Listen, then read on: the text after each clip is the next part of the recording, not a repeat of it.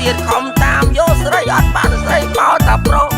អីមនុស្សវិញឆ្លាញ់កូនស្រីយោ